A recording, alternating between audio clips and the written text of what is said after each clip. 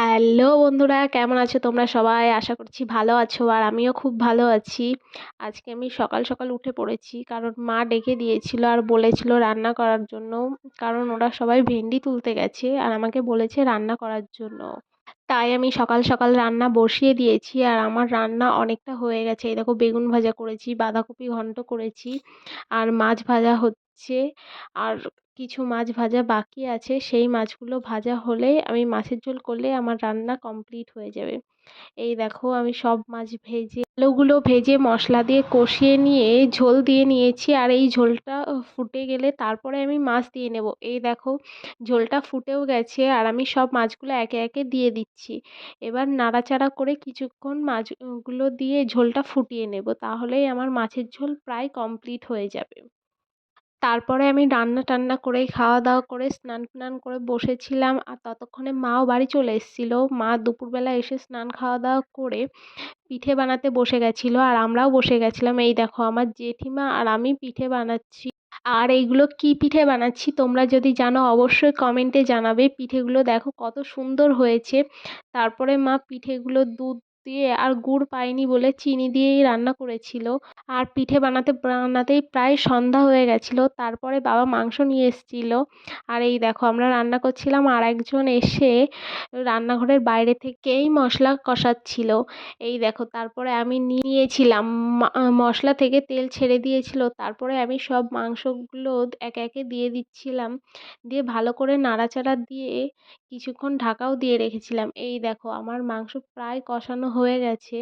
তারপরে মা রুটি করেছিল, আমরা মাংস দিয়ে আর রুটি দিয়ে খাওয়া দাওয়া করে নিয়েছিলাম। তারপরে খাওয়া দাওয়া করতে করতে অনেক রাত হয়ে গেছিল আর পরের দিন আমাদের একটা নিমন্ত্রণ আছে, সেই জন্য রাতেই বাড়ি যাব বলে পুরো রেডি হয়ে বাড়ির থেকে বেরিয়েও গেছিলাম।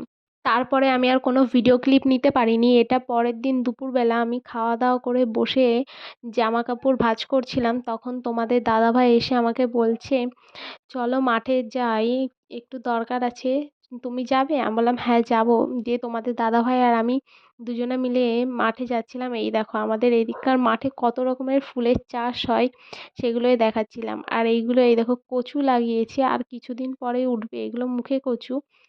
আর টমেটার দাম নেই বলে এখানে কত টমেটো নষ্ট হচ্ছে, পুরো গাছ সহ উপড়ে ফেলে দিয়েছে। আর এই দেখো লিচু গাছে লিচুর ফুল এসছে, সেগুলোই দেখাচ্ছিলাম তোমাদেরকে। তারপরে আমরা চলে যাচ্ছিলাম, এই দেখো একটা কলা বাগানের ভেতর দিয়ে যাচ্ছিলাম আর কত কলা কাঁধি এসছে। আমাদের দাদা তো বলছে তাড়াতাড়ি আসো, রোদ্দুরের মধ্যে যাচ্ছে না। আর এই দেখো বন্ধুরা ধান গাছগুলো কত সুন্দর হয়েছে, কত সুন্দর সবুজ রয়েছে ধান গাছগুলো। আর ওই দেখো দূরে ফুল গাছ ভেন্ডি গাছ লাগিয়েছে। আর দেখতে দেখতে আমরা আমাদের কলার জমিতেও চলে এসেছি আর এইগুলো কাঁচকলা।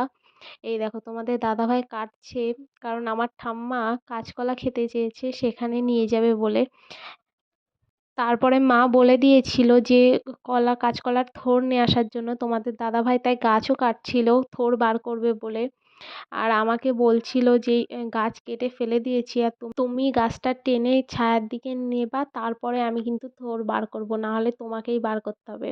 আর এই দেখো এইদিকে আমি গাছ টেনে ছায়ার দিকে নিয়ে দিলাম, তারপরে থোড় বার করছি। আর আমরা দুপুরবেলা এসেছি, পুরো মাঠ ফাঁকা, এইদিকে কেউ নেই মাঠে। আমরা দুই পাগল দুপুরবেলা করে মাঠে এসেছি কাঁচকলা নিতে আর থোড় নেওয়ার জন্য। এই দেখো তোমাদের দাদা ভাই এক এক করে গাছের ইয়েগুলো ছাড়িয়ে নিচ্ছে থোড় বার করবে বলে। আর আমি ভিডিও করছি বলে বলছে যে ফোন রাখো তুমি করো রেগে যাচ্ছে, কারণ গরমের মধ্যে একা একা করতে হচ্ছে। এই দেখো প্রায় বেরিয়ে গেছে আর মুখে হাসিও ফুটে গেছে, দেখো কতটা থোড় বার করেছি। তারপরে থোড় নিয়ে বাড়ি চলে গেছিলাম। বাড়ি গিয়ে স্নান খাওয়া দাওয়া করতে প্রায় সন্ধ্যা হয়ে গেছিল। সন্ধ্যার পরে আমাদের একটা বিয়ে বাড়িতে নিমন্ত্রণ ছিল, সেখানে যাব। আর আমি তোমাদের দাদাভাইকে বলছিলাম চলো ওঠো রেডি হও। তোমাদের দাদাভাই বলছিল তোমার প্রচুর সময় লাগে, তুমি আগে রেডি হও তারপরে আমি উঠবো, নাহলে আমি উঠবো না, রেডি হব না।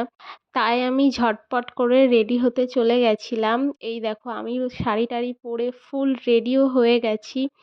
আর আমাকে কে ভিডিও করে করে দিচ্ছে তোমরা দেখবে, চলো তোমাদের সাথে শেয়ার করি। এই দেখো আমাকে ভিডিও করে দিচ্ছে রিক্তা, আর রিক্তাও ফুল রেডি। আর বিয়ে বাড়িতে যাওয়ার জন্য আমরা সবাই রেডি হয়ে পড়েছি। এই দেখো তোমাদের দাদাও উঠে হাত মুখ ধুয়ে রেডি হয়ে নিয়েছে। আর এই দেখো আমরা রেডি হয়েছি, আর আমাদের ঘরের অবস্থা দেখো পুরো একদম যা তা হয়ে রয়েছে। আমাকে তোমরা কমেন্টে জানিও তো তোমরা কারা কারা রেডি হলে তোমাদের ঘরের অবস্থা এমন হয়।